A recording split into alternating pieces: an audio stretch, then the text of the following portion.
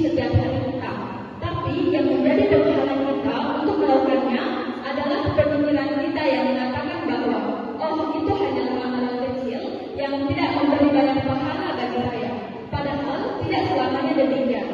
Seringkali kita berpikir bahwa amalan-amalan yang bernilai di sisi Allah hanyalah amalan yang besar, seperti salat malam yang panjang, bersedekah jutaan rupiah, atau berpuasa sebulan penuh. Padahal Allah menilai bukan hanya dari besar atau kecilnya amal tersebut, tapi juga Allah memperhatikan bagaimana niat dan keikhlasan yang ada dalam diri kita. Allah Subhanahu wa Ta'ala berfirman dalam Al-Quran surah Al-An'am ayat 160. A'udzu billahi minasyaitonir rajim.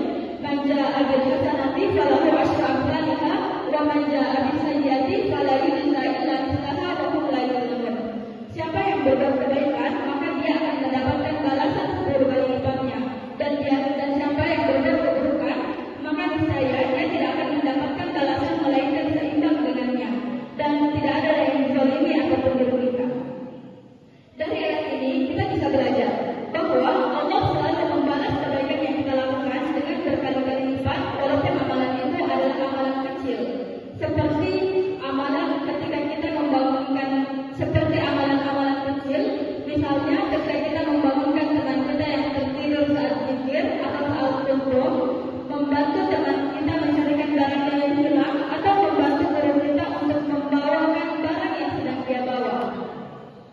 Atau bahkan amalan-amalan kecil seperti tersenyum dengan teman kita saat bertemu juga bisa menjadi pahala yang besar. Sebagaimana hadis Rasul, la tahqiranna minal ma'rufi syai'an walau an talqaha bi wajhin talqin.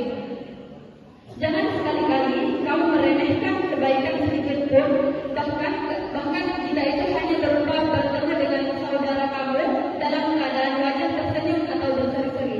Hadis riwayat Muslim. Kalau di acara bonek, harapannya kita semua sudah sama dengan ini. Kentalnya budaya 5S kita, baik kepada guru, teman, maupun tamu yang datang, bukan hanya menjadi budaya yang positif di kita, tapi juga menjadi ladang pahala bagi kita ketika kita melakukannya dengan niat ikhlas. Kenapa